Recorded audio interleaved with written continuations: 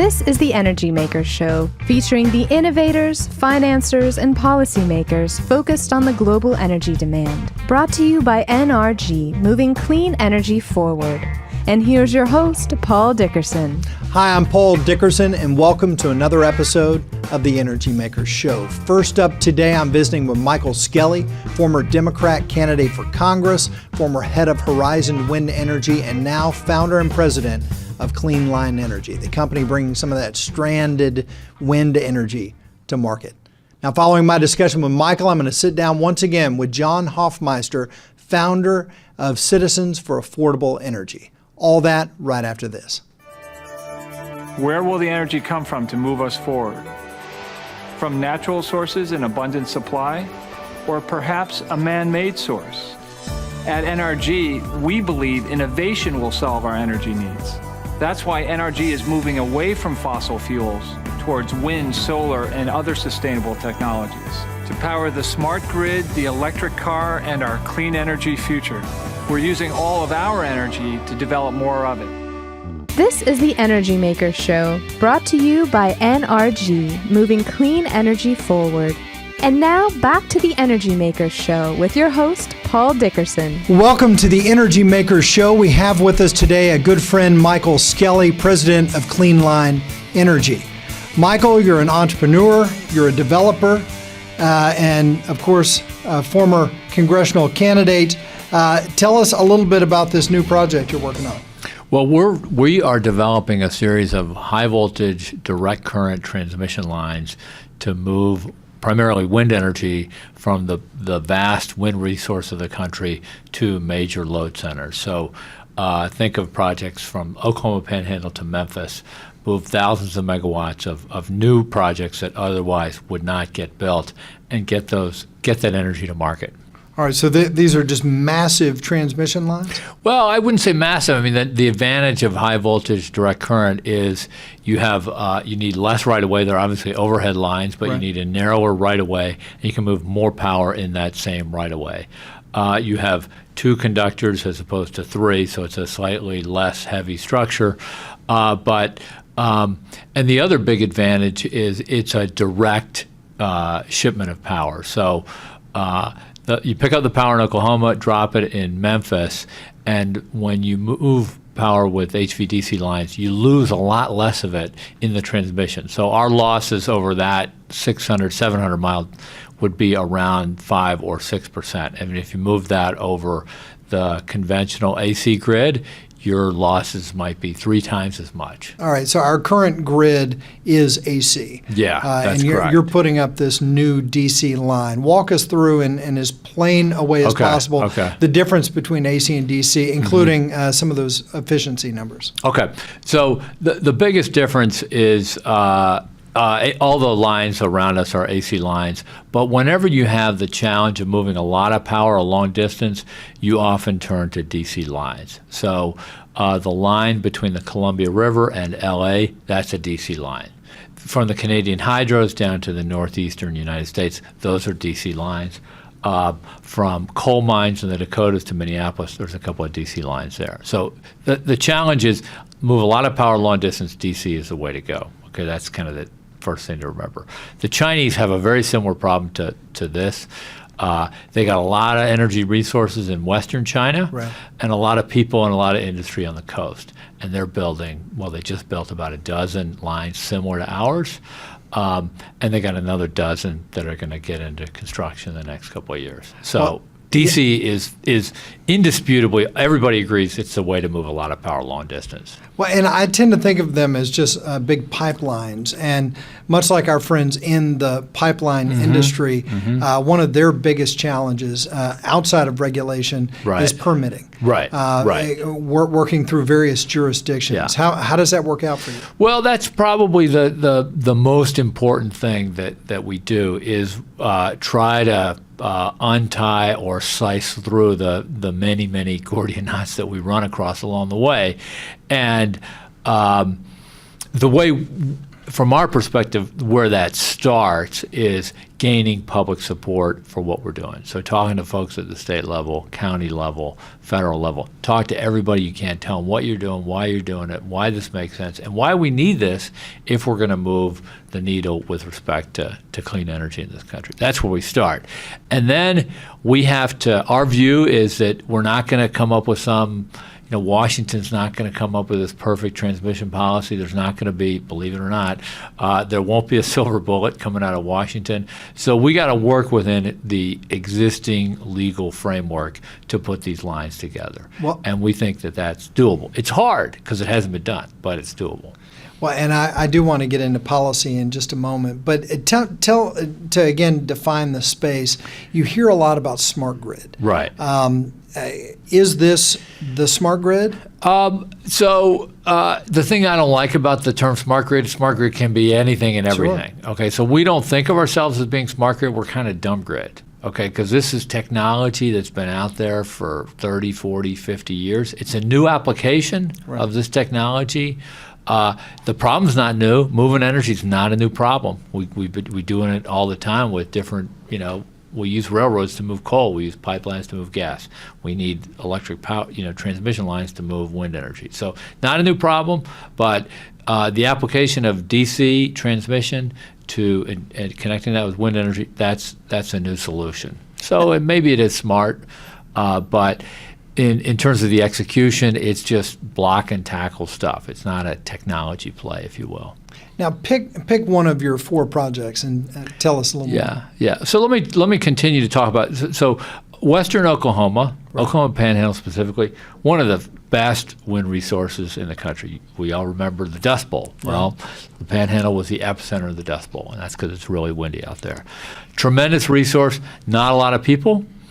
A great interest in folks in the Panhandle in building projects as a way to move the economy along. They sit on top of a wonderful aquifer, but that's being slowly depleted. So this is a new resource. But you can't build projects because there's nowhere to move the power. So our project begins there, and we deliver energy to TVA's high voltage grid.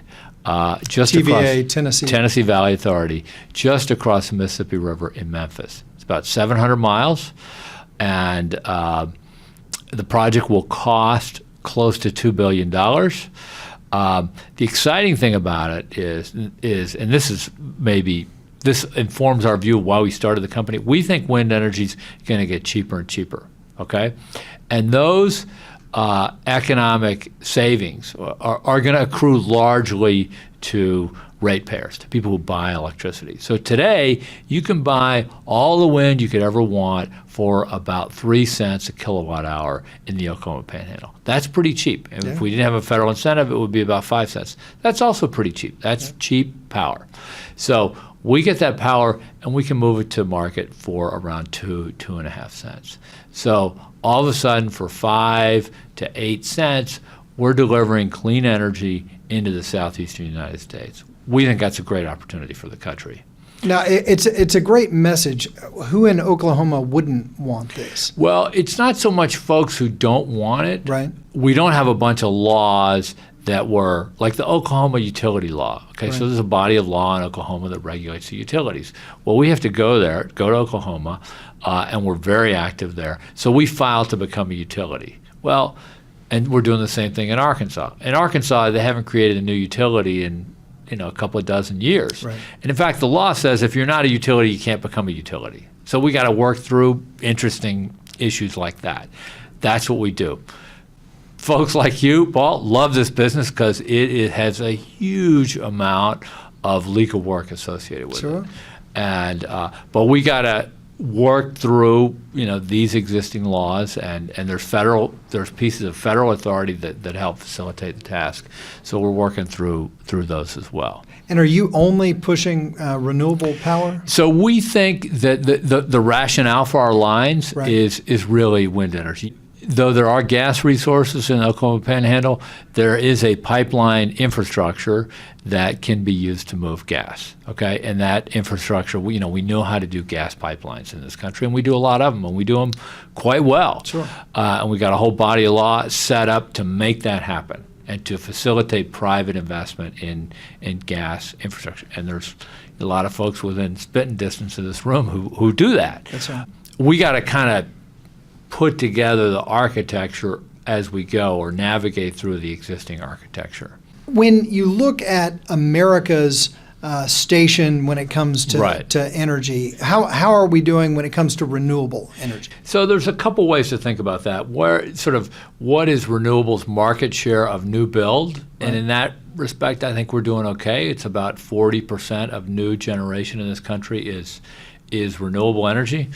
In terms of where we are, we're at about 2.5% wind, a very small amount solar, hydro is like 6 or 7. We're still largely a coal economy. Right. Most people think that that's not a great place to be over the long term for a number of reasons. So I would say we're doing okay, not great. I mean, I've been doing renewables for more than 15 years now, and we've never really had a national consensus around energy. We've had a lot of people talk about different things that we ought to do, but we haven't had a great consensus. What we have had is a lot of good activity at the state level, and states have really led the charge with respect to renewable energy deployment. Washington provides some support in terms of tax credits and so on, but that's and a favorable FERC. The favorable FERC is not, I don't think it gets talked about enough, but FERC has done a good job with Pat Wood and now with Chairman Wellinghoff. But generally, at the national level, there's been a lot more talk than there has been action. Well, and I think some people confuse that, certainly within the renewable space, you have the early stage development, right? Yeah. The early wind turbines or solar panels. Right. But then when it comes to massive deployment, that's big money, big projects, exactly what you do. When it comes to encouraging some of those big projects, who's providing the most encouragement? Is it the Fed? Is it the states? And how are they helping? The big support, obviously, the federal level is the tax credit. So that's the way. I mean, that's the way we make energy policy in this country. It's the way we make a lot of policy. You want people to get married, you give them a break on their tax. You want them to buy a second house, you give them a break on their taxes. If you wanted to build renewable energy, you give them a break on their taxes. So that's how we make the sausage. Now, there's a lot of arguments to say that we should do things the other way, but that's what we do. And that tax credit is helpful on these big projects. But on the demand side, the big driver on big projects is a combination of the state standards, and often over the last decade or so, wind goes up and down. The cost of building wind projects goes up and down with other commodity prices, the timing of the market, et cetera. But a lot of projects gotten built basically because wind is in the money, and that was the big with Texas in 2009. Or 2008, when we built a lot of wind, that was basically market driven. Wasn't driven by a state renewables requirement. Well, on wind, we hear a lot now about natural gas and how that will affect some alternatives to that fossil energy. Yeah. What's your take on the wind market over the next 18, 24 months? Okay, so it's interesting. In the last few months, you're seeing a lot more contracting activity on the wind side. Is that right? Okay. Yeah. And that's basically because prices really shot up in 2008, 2009, 2010 on the wind equipment side. So capital costs went north of $2,000 a kW. Now they're less than $1,500 a kW. And that really shows up today in the price.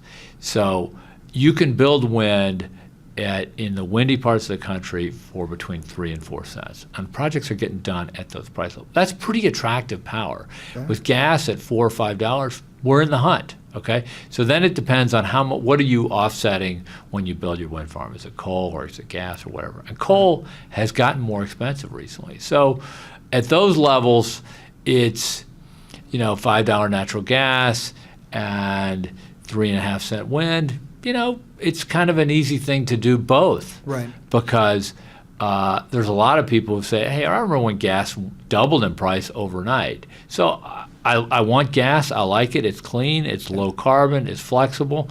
But hey, I think I'll do some wind as well because it's not any more expensive. I do have some grid integration issues, but the gas helps me with that. So I think it's a pretty good combo. So if I could sort of my crystal ball, okay, for whatever it's worth, is we're going to be doing a lot of gas, we're going to be doing a lot of wind, and we're going to do a decent amount of solar. Solar is still, 10-cent power, so it's still expensive, and the governmental support for solar is more important as a component of their price. Well, and of course, as you produce that renewable power, you have to do what it is that you're trying to do, which is get it to market. Transport it, right? Yeah. And get it to market. Yeah. You're working on the 4 projects. Yeah. How many of these projects can America stand? We're doing a fair bit of upgrades, particularly in the central part of the country. So in the upper Midwest, this thing called CapEx 2020, lots of billions of dollars of transmission getting built. In Southwest Power Pool, several billion getting built. They're here in Texas. Not surprisingly, we're blowing the doors off. We're going to do a lot of transmission in Texas over the next few years, and that's going to help bring a lot of wind energy into the big cities, and that's going to help keep a lid on power prices. So, but from a macro perspective, we're 40,000 megawatts of wind in the U.S. And that's 2.5% of our electricity. Let's say we go to 200,000 megawatts, okay, and that'll get us to whatever, north of around 10%. Right.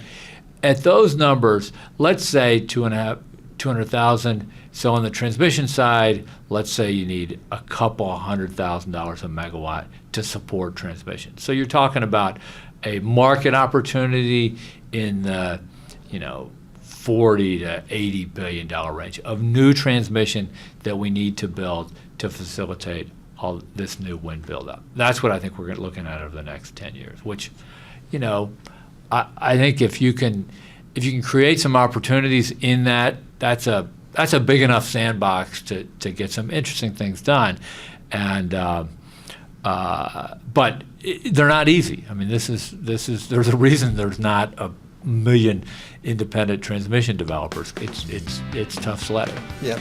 And that's what we'll talk about when we return with Michael Skelly. This is the Energy Makers Show. We'll be right back.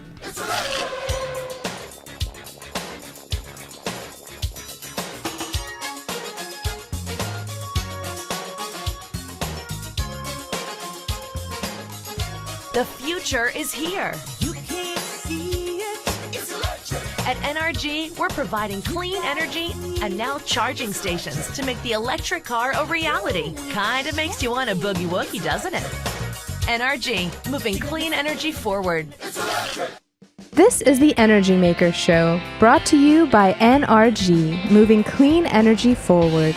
And now, back to the Energy Makers Show with your host, Paul Dickerson. Welcome back. We're visiting with Michael Skelly, president of Clean Line Energy.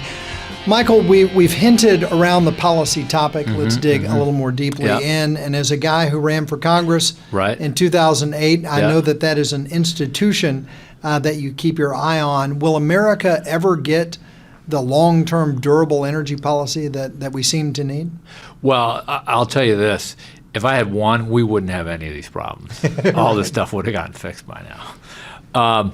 But in all seriousness, I worry, quite honestly. I worry that an area, a part of the government that could really be a source of leadership just isn't there. So we're relying on just state leadership, and state leadership is out there, and we got a lot of folks doing good things.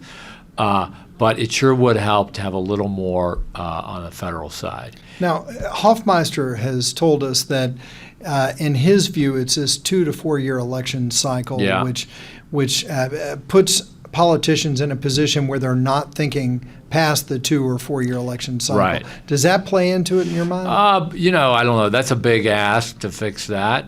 I think the most exciting thing happening in American politics today are the reforms that Schwarzenegger introduced in California, where they're having a primary system with it's not a winner takes all. The 2 leading folks from either party move forward to the general, and they've also taken politicians out of the redistricting process. So we're going to have competitive elections in California, and I think just having competitive elections would do this country a world of good.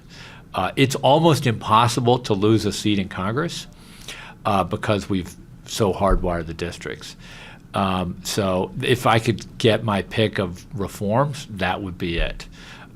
because I think that the center of the country really does kind of understand energy. When we're out there saying, hey, we're building transmission, we need to come through your county, this is why we're doing the project.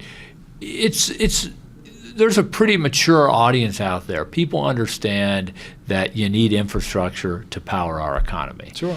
And so those are much more mature discussions at the county and state level than the discussions that you see in Washington. Amazing. So I don't know how to get that up to Washington, but if we could do that, it would do us all, I think, a world of good. Well, and you were talking earlier about China and what they're doing. Yeah. And China came out this year with their 5-year plan.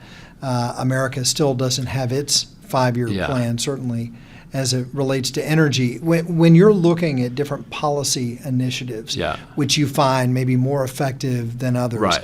Which so if I could take my pick of any policy, sure. Let's say I only get one, I would say a renewable energy standard. All right. And that just said, hey, look, we're going to get an increasing percentage of our electricity from clean sources, okay, of whatever variety. Let them compete. Let guys like me compete with the solar guys or the biomass folks or whatever. Let's all and make it simple. That was the beauty of Texas. The legislation that Bush signed when he was governor said, hey, we're going to get an increasing percentage from clean sources. It's about a 3-sentence bill. Off you go. Developers, beat their brains out. And guess what? You get a lot of cheap power on the grid, and it's clean. So that would be my sort of policy of choice on the clean energy side. Well, one more on Capitol Hill, and then I want to get more personal with you. But we've seen, certainly from Texas, the incumbent energy companies attempting to educate Capitol Hill on what it takes to really develop, right, to do what you do. That it does take long-term durable policy, that it takes the right sort of financial incentives. Yeah. Are there things that we can do to encourage more of that push of the traditional energy mentality towards Capitol Hill? I don't know. I mean, it's very. I get a little depressed walking around Washington, D.C., to tell you the truth. I think maybe getting more state leadership to weigh in Washington is the right answer, because state governments and governors in particular, they're kind of get it done sorts of folks, and bringing more of that mentality to Washington, I think, would perhaps be the most helpful thing. Well, Michael, I've known you for a long time, and one thing that's impressed me is this entrepreneurial DNA that you have, and how as a developer there's no issue that can't somehow be surmounted. We've got a lot of entrepreneur friends in Boston, California, Texas, Europe. What advice or lessons learned? What might you share with a CEO that's struggling now since you've been through so many of them? So I think that the key and the hard part about energy is it takes so long. It can beat you down a little bit. So it takes a long time. Some of the projects that we built at Horizon, and Horizon was by many measures pretty. We had a pretty successful run there. But some of the projects took 6, 7, 8 years to put together, and you just got to be patient, and you got to push it along every day. Now, the great thing about energy is we are working in an industry that brings together many of the most important issues of our day. What's the role of the public sector? What's the role of the private sector? Climate change issues, national security issues. You name it, we got it in energy. So every day is really interesting. And if you just get up in the morning and go, wow, is today going to be an interesting day? Absolutely, yes. Is tomorrow? Same thing. Yeah. So pretty soon, 7 years goes by, you got your project done, and off you go. So being patient, focusing on sort of really the joys of, they're not always joys, I mean, there's bad days, but the joys of moving this stuff along, and the opportunity just to participate in these really big questions that one way or another, we're going to sort them out in this country. That, to me, is the day-to-day reward, and if you can hang tough, I think you're on the renewable side, you're in a great space. And even on conventional energy, this is an important thing. I was interviewing a candidate this morning, and he works in an ISO, and he kept using the word noble in terms of how, And I went back to him and said, like, tell me that you used the word noble a couple of times as he characterized what he does today and what he might do with us. And I think energy is a noble calling because it's the underpinnings of a heck of a lot of what we do in our society and what makes our world go round. So that's the reward. That's the day-to-day. And then if it works out, then maybe there's another reward as well. Well, I can't think of a better place to end it. Michael, thank you so Thank much you. for being on the show. Great. This is the Energy. Thanks for having me. Really appreciate it. Great to get together. No, absolutely. Great to see you. Tremendous leadership in this space. We're lucky to have you here in Houston helping steer our nation in a better direction. This is the Energy Makers Show, heard on the radio nationwide and seen right here at TheEnergyMakers.com. Where will the energy come from to move us forward? From natural sources in abundant supply, or perhaps a man-made source? At NRG, we believe innovation will solve our energy needs. That's why NRG is moving away from fossil fuels towards wind, solar, and other sustainable technologies to power the smart grid, the electric car, and our clean energy future. We're using all of our energy to develop more of it. This is the Energy Makers Show, brought to you by NRG, moving clean energy forward. And now, back to the Energy Makers Show with your host, Paul Dickerson. Welcome to the Energy Makers Show. Once again, we have with us John Hofmeister, former president of Shell Oil Company and founder of Citizens for Affordable Energy. John, it's great to have you on the show again. Thank you, Paul. Now, John, with oil, it is no secret that America has great dependence on foreign oil. Do you see any break to that cycle, any sign of relief? Well, in the short term, it's going to get worse because we have now for several years had an anti-oil agenda coming out of Washington where obtaining permits for exploration and production has been even more difficult. We had the regrettable tragedy in the Gulf of Mexico with the BP disaster. That has really terminated effective drilling in the deep water for an extended period, and nobody knows when that period will ultimately be lifted. The few permits that have been granted in the last few months have really not achieved much in terms of making progress in the Gulf of Mexico, and now we face a series of lawsuits that are attempting to challenge the Department of the Interior's ability to even grant the permits that they've granted. So I used to talk about the three stages of the moratorium in the Gulf of Mexico. Stage 1 is complete shutdown. Stage 2 is foot dragging on permits. Stage 3, the lawsuits that would inevitably come would shut it down once again, and that seems to have been happening. Over the medium and longer term, when we come to our senses because of extraordinary $5 per gallon gasoline or higher, liquid fuel shortages where Americans are standing in gas lines, facing rationing of gas supplies in the next 3 to 4 years, my estimate, because of failure to drill domestic resources. We have available to us more oil than we'll ever need in this country. The United States has more oil in the lower 48, plus Alaska, than Saudi Arabia has oil. We're just not allowed to produce it. Whether that's unconventional oil like the oil shale of the Piceance Basin in Colorado, whether it's offshore oil, offshore California, offshore Alaska, eastern Gulf of Mexico, middle Atlantic states, southern states, we're not even allowed to look and see with seismic exploration what's out there. Government prohibits it.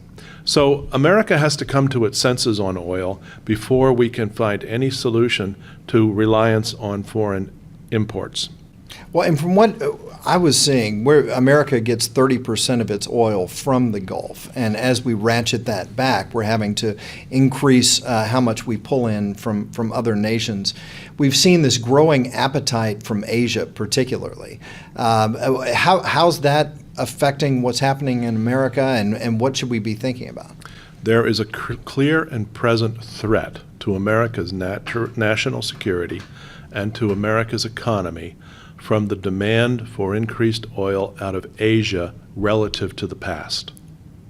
What China has been doing, well known to the oil companies, has been granting loans to state-owned oil companies in return for future production. China has also been buying assets all over the world to have first dibs, basically, on future production. So while we're in gas lines in this country because we failed to take care of ourselves politically, China will be using all the oil it needs because it will have prearranged guaranteed supplies. I maybe understand that ordinary citizens of our nation don't understand that. Why is it that the politicians haven't woken up to that and tried to hedge against it? The politicians have a serious problem in the way in which they think about the future. The way in which most politicians think about the future is the length of time between now and the next election. I call that political time. When you are held hostage by your political time thinking, you're only going to do or say what matters to get you through to the next election. And the shortages of liquid fuel I'm talking about are 2 or 3 elections away. They're not thinking about the implications. They're thinking about November 2012. Then they'll think about November 2014.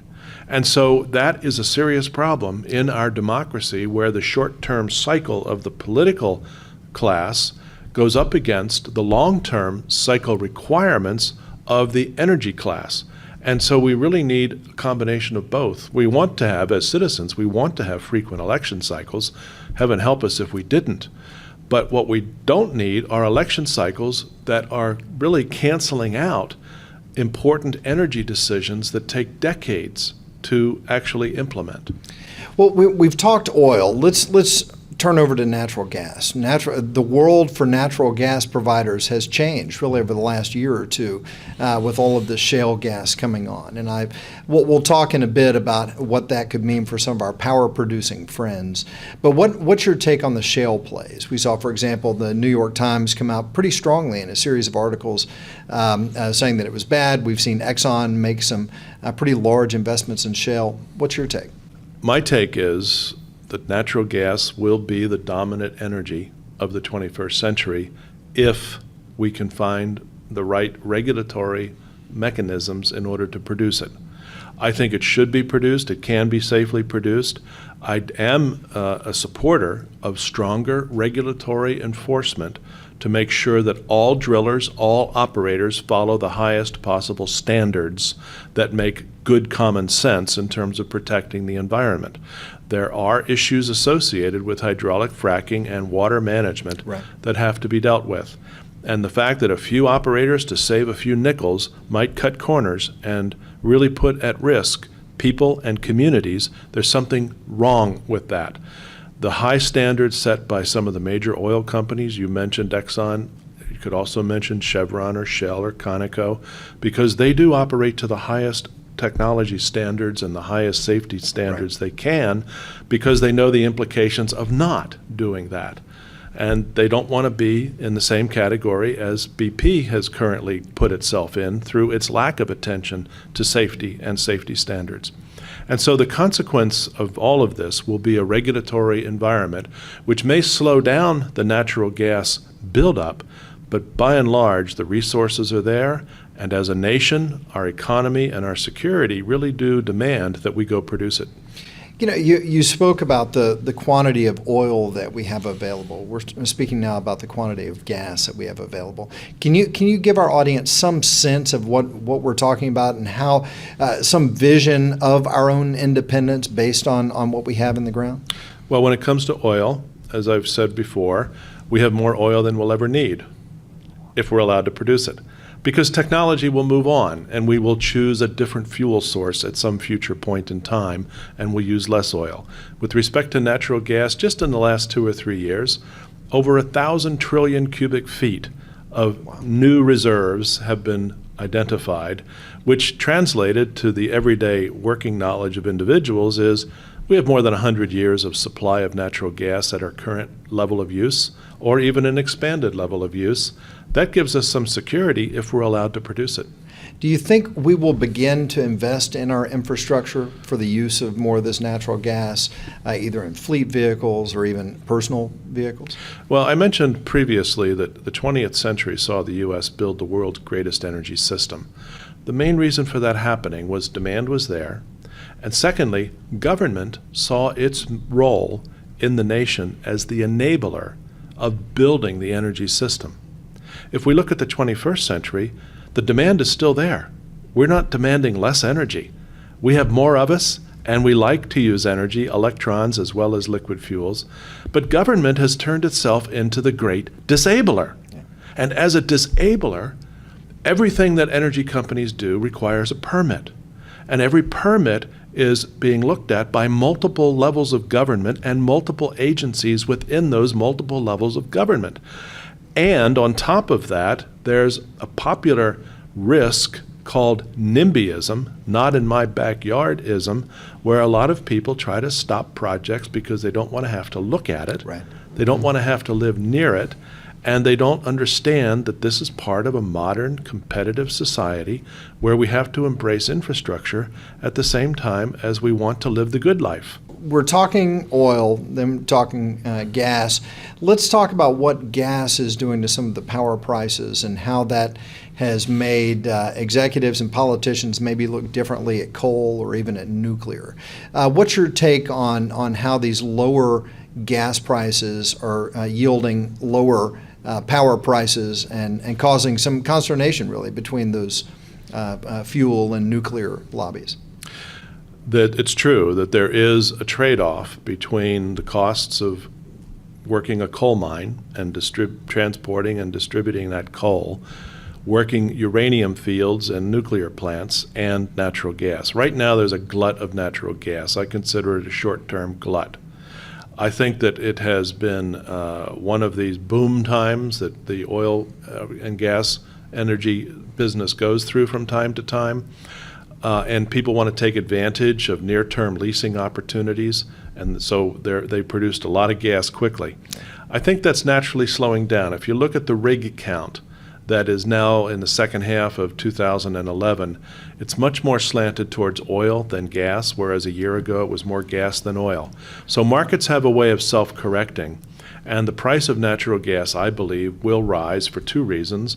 One, the regulatory environment will tighten up, and I'm not too unhappy about that. Right. And secondly, there will be a slowdown in new deliveries of gas because the rig count will change the dynamic there. What we don't know right now is the future of coal. Coal produces 50% of our electricity, and you don't replace that easily. But the current administration has made it very, very difficult for the coal industry to get new permits. Right. So you could see the cost of coal going up. Also, the coal plants are the oldest plants in the country, and with environmental regulations that are forthcoming, there could be a closing or a decommissioning of a lot of old coal plants rather than upgrading them to operate more cleanly.